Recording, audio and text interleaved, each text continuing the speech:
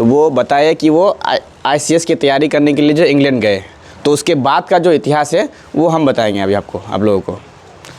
तो ICS की जो पढ़ाई होती है वो समझ लीजिए कि एक पूरा ज़िला को संभालने के लिए और पूरा प्रखंड को संभालने के लिए, मतलब पूरा ज़िला ही समझ लीजिए, पूरा ज़िला को संभालने के लिए एक पदाधिकारी का एक पद होता है जो पूरा ज़िला को संभालेगा।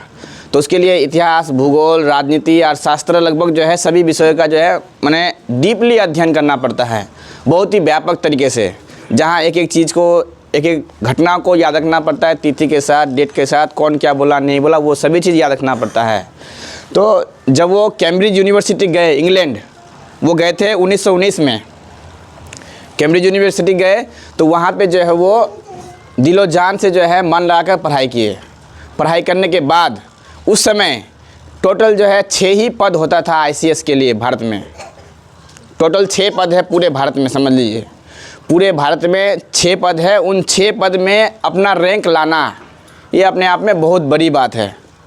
तो अंततः जो है वो इस तरह से पढ़ाई लिखाई किए कि वो 4था रैंक को प्राप्त किए, नेताजी सुभाष चंद्र बोस।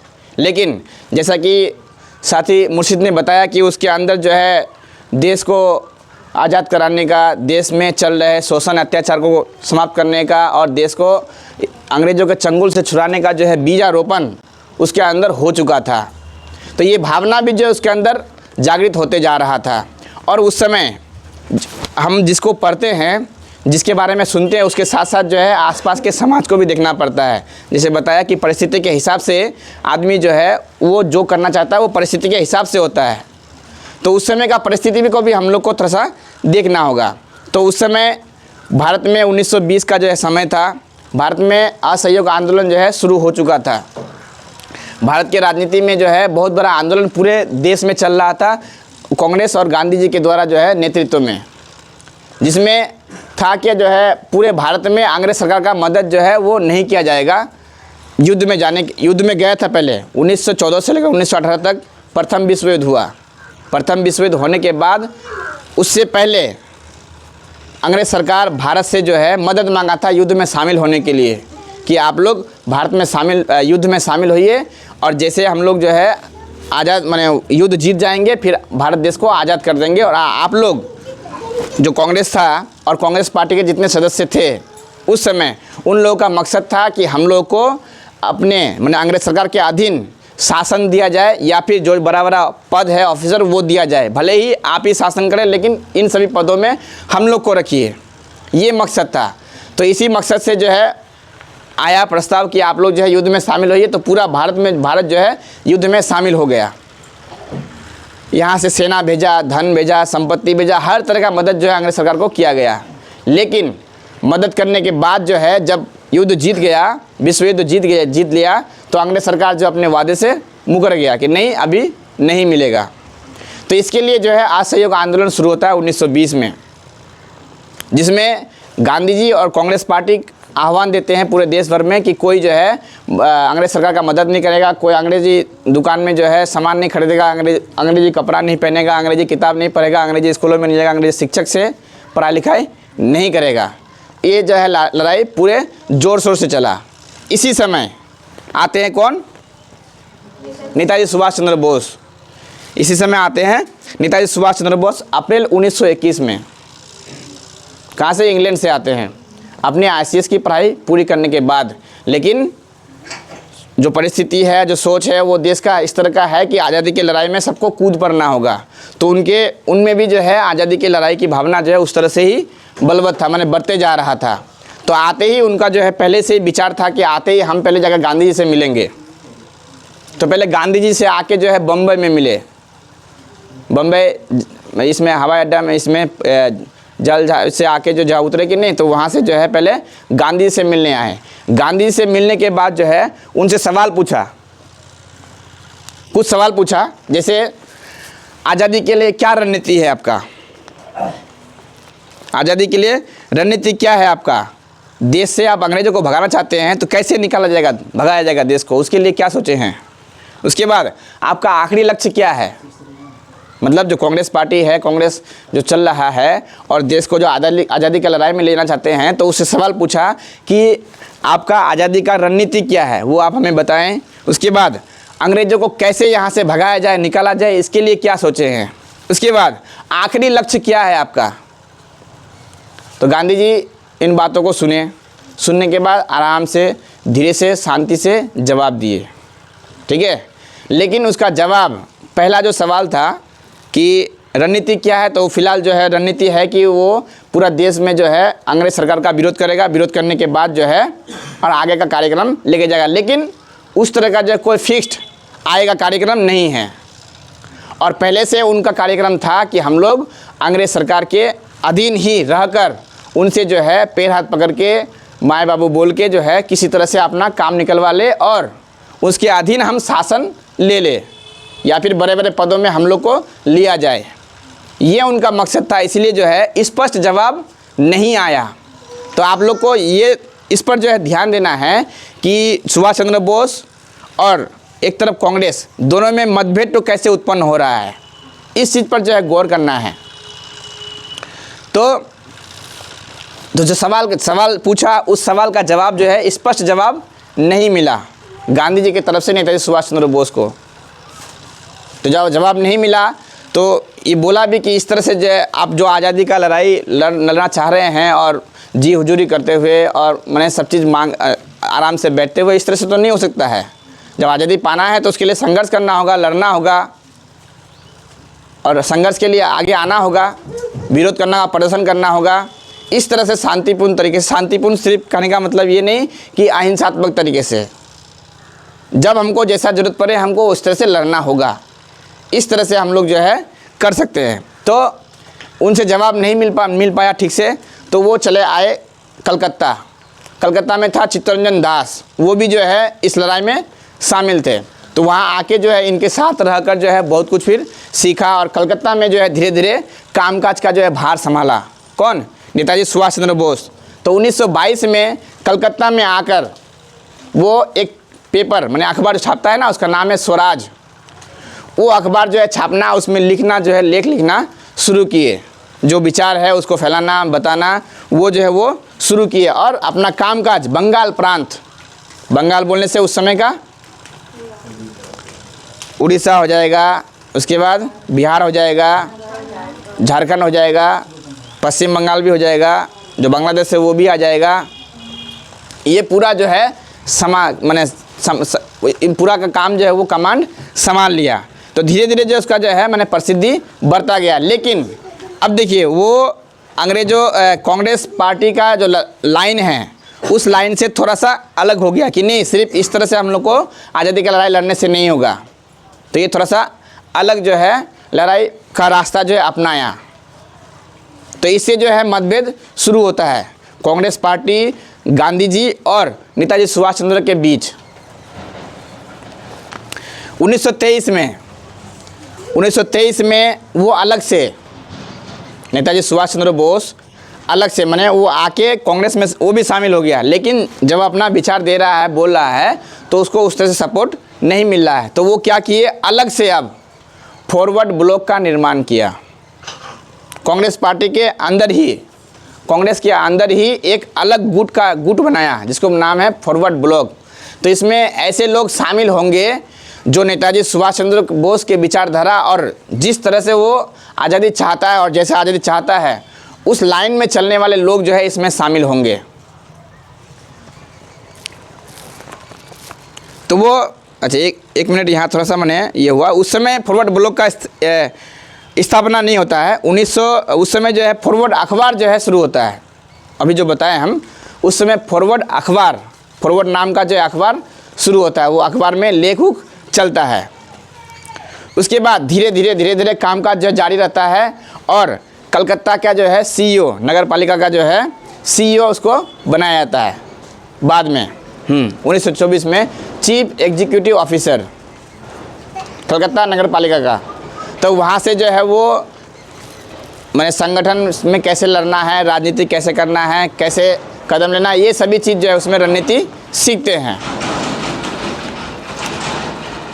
इसी साल 1924 में, इसी साल जो है नेताजी एक आंदोलन का नेतृत्व करता है।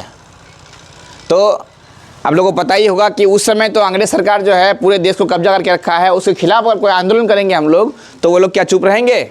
नहीं रहेंगे चुप। तो जिस कारण से अंग्रेज सरकार चुप नहीं रहा और इसको गिरफ्तार कर लिया और इसको भेज दिया मांडले जेल। इसको भेज दिया मांडले जेल। मांडले जेल भेज दिया तो वहाँ वो जेल में रहे, लेकिन उनका जो है बीमारी वहाँ शुरू हो गया, टीबी बीमारी। टीबी हो गया जिससे वो कमज़ोर हो गया, लेकिन दिल में जज्बात जो है और जो तमन्ना है और जो लक्ष्य है देश को आज़ाद कराने का, वो उसको जो है हरा नहीं पाया।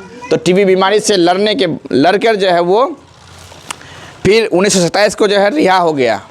वहाँ से उसको रिहा कर दिया कि अगर ये तो बहुत प्रसिद्ध हो चुका है, अगर ऐसे ही अगर यहाँ जेल में रह के अगर मर जाएगा, अगर इसका देहांत हो जाता है तो फिर तो पूरा जो है विरोध प्रदर्शन जो है हो जाएगा और ज़्यादा जो है माहौल ख़राब हो जाएगा। तो इसलिए क्या किया, उसको डर से रिहा कर दिया गया।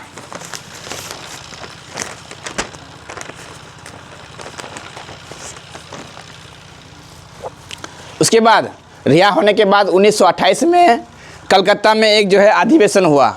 उस समय हर साल जो है कांग्रेस का अधिवेशन होता था, जिसमें तय किया जाता था कि अगला रणनीति क्या होगा, कैसे कैसे हम लोग देश को आज़ाद कराने के लिए काम करेंगे, लड़ेंगे। लेकिन कांग्रेस पार्टी अपने अनुसार, जो उनका मकसद था उनके अनुसार, अब ये जो है उस अधिवेशन में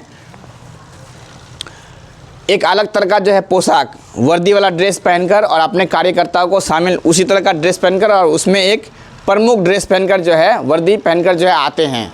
तो इनको देखकर जो सबको चौंक जाते हैं और कोई कोई जो है मजाक भी उड़ाता है इसका। गांधी जी खुद जो है उसको मजाक उड़ाए, बोले क्या ऐसे तुम मैंने करके आए हो, क्या कर रहे हो। लेकिन इन चीज़ से जो है भले ही ये लोग समझे या ना समझे, लेकिन अंग्रेज़ सरकार जो है इन चीज़ों को समझ लेता है कि नहीं, इसका मकसद जो है कुछ और आगे है। ठीक है, जिस डर से उसको जो है फिर से दोबारा गिरफ्तार कर लिया और गिरफ्तार करके उसको जेल भेज दिया। इस तरह से जो उसका प्रसिद्धि, मतलब ये जो चेहरा दिखा, तो भले ही वो लोग तो समझ ही गया, लेकिन जो आम आदमी है वो कितना माथा टेकेगा, कितना जो है वो मैंने रिक्वेस्ट करेगा, आग्रह करेगा, आज़ादी चाहिए उसको, जो है अंग्रेज सरकार से मुक्ति चाहिए, लेकिन उस तरह का लड़ाई उसको सामने में नहीं मिल पा रहा है। उसका जो है एक रास्ता मिला, नेताजी सुभाष चंद्र बोस। तो उस रास्ते में चलने के लिए लोग तैयार हो रहे हैं अभी। तो 1938 तक आते आते नेताजी सुभाष चंद्र बोस एक जो है जाने माने और प्रसिद्ध जो है नेता बन गए। किस तरह का प्रसिद्ध? जिनका मकसद सिर्फ जो है जैसे नेताजी जैसे जो है कांग्रेस पार्टी का था कि हम लोग को सिर्फ आपके अधीन रहना है, शासन आपका रहिए, लेकिन हम लोग को चलाने दीजिए, स्वशासन। लेकिन इसका उस तरह का स्वशासन का उद्देश्य नहीं था। इसका था पूर्ण स्वराज। स्वराज का मतलब भी होता है खुद का राज, लेकिन खुद का राज कांग्रेस का था कि खुद का राज हो लेकिन आपके अधीन। नेताजी सुभाष चंद्र बोस का था कि नहीं, खुद का राज मतलब खुद का राज, टोटल इंडिपेंडेंस, पूरी तरह से चाहिए। खुद का राज तो पूरी तरह से खुद का राज, किसी के अधीन फिर कौन सा खुद का राज हुआ? अगर हम किसी के अधीन रह रहे हैं तो वो खुद का राज होगा क्या? नहीं। उनका ये मकसद था, लेकिन इनका ये मकसद था कि टोटल इंडिपेंडेंस, हमको पूर्ण स्वराज चाहिए। तो 1938 तक आते आते नेताजी सुभाष चंद्र बोस जो है, जो युवा पीढ़ी है, युवा वर्ग है, उनके चेहरे में, उनके नज़रों में जो है अच्छे नेता बनकर उभरे और पूरे देश में जो है उनका नाम, प्रतिष्ठा, उनका विचार जो है फैलने लगा। तो 1938 में हरिपुरा जगह है, वहाँ पे एक अधिवेशन हुआ, कांग्रेस का अधिवेशन। उस अधिवेशन में वो अध्यक्ष बने। तो अब कांग्रेस का अध्यक्ष बनने मतलब कि कांग्रेस में जितने पार्टी के सदस्य हैं, अब जो अध्यक्ष बने तो अब पार्टी का प्रमुख बन गया। तो अब पार्टी के प्रमुख के नाते जो है प्रमुख के विचार से और बाकी सदस्य के विचार से जो है अब चलेगा। तो इस तरह का विचार अब कांग्रेस पार्टी में घुस गया, ऑलरेडी था, लेकिन अब जब अध्यक्ष बन गया तो अब जो बात अब जो नहीं मान रहा था, या फिर कांग्रेस पार्टी में जो लोग गांधीवादी और उस विचारधारा के लोग थे, तो अब वो नहीं भी मानेगा तो अभी मानना होगा उसको, क्योंकि ये अध्यक्ष बन चुका। तो फिर अगले साल 1939 में त्रिपुरी मध्य प्रदेश में है, त्रिपुरी में अधिवेशन हुआ कांग्रेस का। उस कांग्रेस का अधिवेशन में फिर जो है नेताजी सुभाष चंद्र बोस अध्यक्ष पद के लिए खड़े हुए, अध्यक्ष पद के लिए खड़े हुए। अब जो अध्यक्ष पद के लिए खड़ा होता है तो सिर्फ एक आदमी नहीं, 2-3 आदमी इस तरह से खड़ा हो सकता है, या जो चाहे वो खड़ा हो सकता है। तो उसके विपक्ष ने और एक आदमी खड़ा हुआ जिसका नाम है पट्टाभी सीतारमैया। वो भी जो है अध्यक्ष पद के लिए चुनाव में खड़े हुए। ये जो पट्टाभी सीतारमैया है, ये गांधी जी के खास आदमी थे। समझिए, गांधी जी का समझ लीजिए राइट हैंड जैसे लेफ्ट हैंड बोलते कि नहीं, उस तरह का आदमी थे। और गांधी जी का जो है पूरा जो है विश्वास और सब कुछ जो इसके ऊपर था, जिस वजह से अब जो है चुनाव हुआ। लेकिन नेताजी सुभाष चंद्र बोस अब तक जो अपना पहचान बनाया, किससे बनाया पहचान? वो जो आज़ादी और पूर्ण स्वराज का जो मांग रखा और जिस तरह से लाइन बताया, तो लोगों को लगा कि नहीं, ये लाइन सही है, इस लाइन में हम लोग को आगे बढ़ना होगा। और बाकी पट्टाभी सीतारमैया का जो है सिर पर हाथ किसका था? गांधी जी और कांग्रेस का था। लेकिन 1939 में पट्टाभी सीतारमैया का हार हो जाता है, पट्टाभी सीतारमैया का हार हो जाता है। और जीता कौन है? नेताजी सुभाष चंद्र बोस। अब देखिए, जितना अब माने दूरी बढ़ रहा था, अब दूरी जो है और ज़्यादा बढ़ गया। गांधी जी का चुना हुआ आदमी अब कांग्रेस पार्टी में अगर हार जाता है और जिसको वो नहीं चाहता है वो जीत जाता है, तो अभी तो और ज़्यादा मतभेद पैदा हो जाएगा गांधी और कांग्रेस में, नेताजी और कांग्रेस में और ज़्यादा मतभेद पैदा हो जाएगा। तो ठीक ऐसा ही हुआ। तो वो अध्यक्ष पद के लिए चुने गए, लेकिन कांग्रेस में जो है अब गांधी जी और कांग्रेस पार्टी, उसका जो है बोलबाला बहुत ज़्यादा है पूरे भारत में। तो उसके सहयोग के बिना वो जो है उतना जितना आगे बढ़ना चाहता है उतना वो आगे नहीं बढ़ सकता है, जिस कारण से उसको कांग्रेस पद से जो है इस्तीफा देना पड़ा।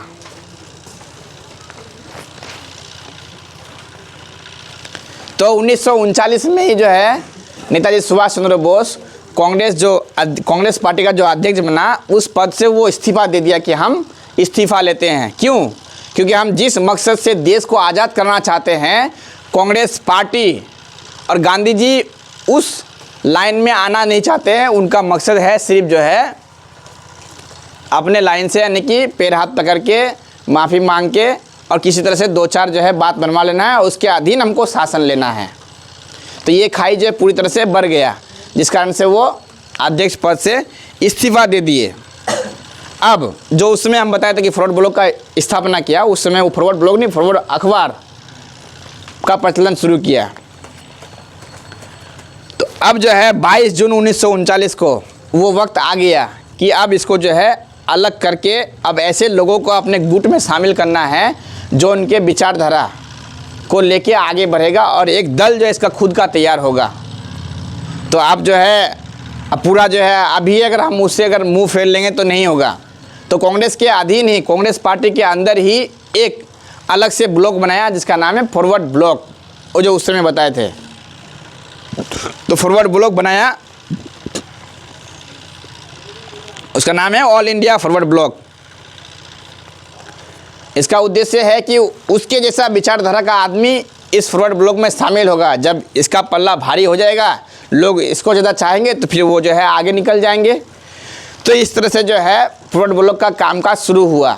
तो शुरू होते होते जो है बहुत आगे बढ़ा, लोग जो है इसको माने चाहता भी माने और लोग जो है इसके नक्शे कदम पर चलने भी लगे। अब जो है धीरे धीरे नेताजी सुभाष चंद्र बोस, गांधी जी, जवाहरलाल नेहरू उनके बराबरी नेता के रूप में गिने जाने लगे। तो उनके बराबरी के रूप में गिने जाने लगे। तो अब पूरे भारत में एक जोर शोर से आवाज़ भी उठने लगा। अब इसी समय 1939, आप लोग को पता होगा कि द्वितीय विश्व युद्ध जो है 1939 से लेकर 1945 तक चला था। हम बताए थे कि जिसको हम लोग पढ़ रहे हैं उनके साथ साथ जो है आसपास का परिस्थिति और देश दुनिया का परिस्थिति भी माइंड में रखना पड़ता है। अगर नहीं रखेंगे तो वो जुड़ाव रहता है उससे, अगर उसको नहीं समझा जाए तो ये ठीक से समझ में नहीं आ पाएगा। तो द्वितीय विश्व युद्ध शुरू हो जाता है। तो द्वितीय विश्व युद्ध में सभी जो देश है, शक्तिशाली देश, साम्राज्यवादी देश, जो देश कुछ देशों को अपने अंदर जो है अपने अधीन उपनिवेश बना के रखता है, वैसे देश जो है युद्ध में शामिल हो गए।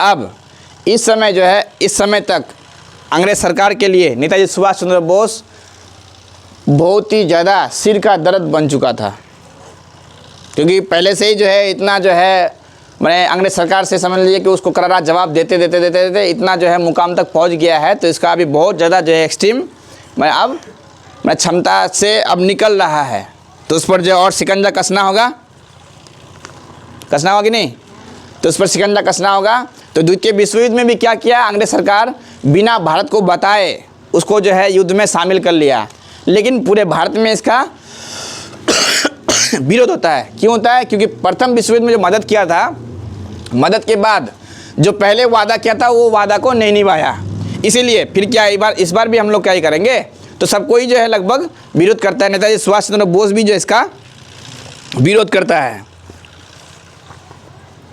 फिर जुलाई 1940 में अंग्रेज सरकार द्वारा जो है नेताजी सुभाष चंद्र बोस को गिरफ्तार कर लिया जाता है। इसका वजह क्योंकि अब भयानक विद्रोह ना शुरू हो जाए। प्रथम विश्व द्वितीय विश्व युद्ध शामिल शुरू हो चुका है, अगर ये अलग से फिर जो है अब देश में अगर आंदोलन शुरू कर देगा आज़ाद होने का, तो फिर हम लोग युद्ध में तो जा रहे हैं, इधर का वो फ़ायदा उठा लेगा और देश को जैसा चाहता है उस तरह से वो मुक्त करा लेगा, हम लोग के हाथ से देश निकल जाएगा, इसलिए उसको गिरफ्तार कर लेता है। फिर 5 दिसंबर 1940 को उसका जो है से वो जब जेल में ले आता है, तो जेल में वो भूख हड़ताल शुरू कर देता है। भूख हड़ताल शुरू होने के कारण अब जो उसके सपोर्टर हैं, जो उनको मान के चलते हैं, अब उनका इतना बड़ा नेता अगर भूख हड़ताल से अगर जेल में अगर मान लीजिए उस तरह से अगर झेल रहा हो परिस्थिति, तो उसको जो मान रहा है उसको आइडियोलॉजी मान के चल रहा है, उसके नक्शे कदम पर चल रहा है, उसको वो रोक पाएगा? अपने आप को रोक पाएगा? नहीं रोक पाएगा। जिस कारण से जो है विरोध प्रदर्शन शुरू हो गया, तो अंग्रेज सरकार फिर थरथरा गया, डर गया। तो इसके वजह से ही उसको जो है 5 दिसंबर 1940 को जेल से रिहा कर दिया, निकाल दिया। नहीं तो जेल तोड़ ताड़ के जो है अंग्रेज सरकार को जो है उसी समय फिर जो है पूरा एकदम देश में लड़ाई शुरू हो जाएगा। इसीलिए ये भी डर है, इसलिए उसको रिहा कर दिया। रिहा करने के बाद उसको अब घर में ही नज़रबंद कर दिया। नज़रबंद मतलब कि उसको घर में रखने के बाद बाहर जो है चारों तरफ से समझ लीजिए उसको गार्ड लगा दिया कि वो कौन आदमी आता है, कौन आदमी जाता है, कब क्या करता है, नहीं करता है, इसका पूरा खबर और शक्ति के साथ जो है मैंने पता चलना चाहिए। कुछ भी जो है यहाँ से मैंने अनसुलझा नहीं होना चाहिए, सब कुछ जानकारी रहना चाहिए अंग्रेज सरकार को। इस हिसाब से उसको नज़रबंद कर देता है घर में ही। तो घर के बाहर जो है गार्ड लगा देता है। उसके बाद इतना गार्ड होने के बावजूद भी वो अब यहाँ तक आप लोग को समझ में आ गया होगा कि अब तक जो है उसको कांग्रेस पार्टी का जिस तरह से सहयोग मिलना चाहिए देश की आज़ादी के लिए, वो सहयोग नहीं मिला। और कांग्रेस पार्टी जो है पूरा देश को उस समय नेतृत्व कर रहा है। अब जब सहयोग नहीं मिला, तो नेताजी सुभाष चंद्र बोस अंग्रेज सरकार का जो दुश्मन है, जिसके साथ विश्व युद्ध चल रहा है, उनसे वो बात करने का सोचा कि अगर उससे हम बात करें, उससे अगर मिलाए, तो वो इसको हराने के लिए जो है हमको मदद कर सकता है और हमारा जो उद्देश्य है उसको हम लोग पा सकते हैं। इस उद्देश्य से जो है वो विदेश के लिए निकलते हैं। तो अब जो विदेश के लिए निकलते हैं, आगे की रणनीति अब वो कैसे कैसे क्या करते हैं नहीं करते हैं, फिर हमारे अगले साथी आएंगे, उसको फिर आप लोग को क्लियर करेंगे। तो यहीं से हम अपना वाणी समाप्त करते हैं।